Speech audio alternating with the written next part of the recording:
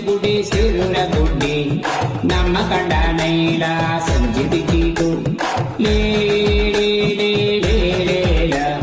ಲೇ ಲೇ ಲೇ ಲೇ ಲೇ ಲೇಲ